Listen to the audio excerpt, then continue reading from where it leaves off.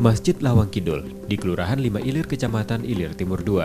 Masjid dibangun tahun 1881 oleh ulama Palembang Masagus Haji Abdul Hamid atau dikenal dengan Ki Marogan.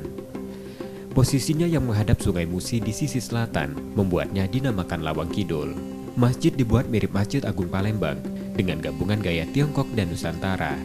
Atap masjid berbentuk limas berundak dengan hiasan tanduk, serta mustaka di puncak kubah utama. Juga terdapat menara yang dulu digunakan untuk mengumandangkan azan. Interiornya, masjid ditopang 4 tiang sokogur utama, serta 12 tiang lain yang lebih kecil, yang semuanya berbahan kayu unglen. Keunikan lain terdapat pada bagian mimbar masjid yang terdapat ukiran khas Palembang.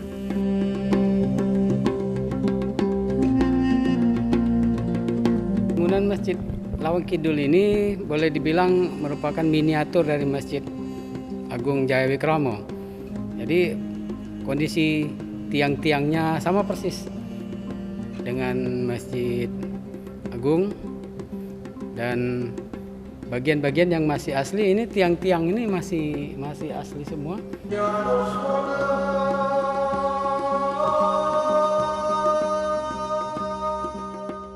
Masa itu di Palembang Ilir, hanya Masjid Agung Palembang yang mampu menampung jemaah cukup banyak.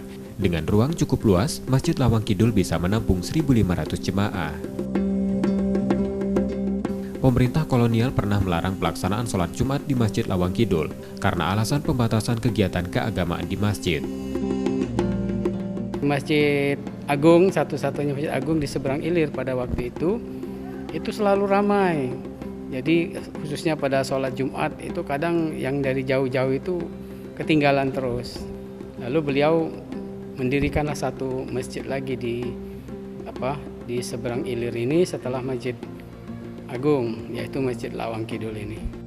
Masjid ini ditetapkan sebagai cagar budaya. Meski berusia lebih dari 130 tahun, gema azan dari Masjid Lawang Kidul tetap terdengar bersama kehidupan warga di tepian Ilir Sungai Musi. M. Rizky Nurmizan, Kompas TV, Palembang, Sumatera Selatan.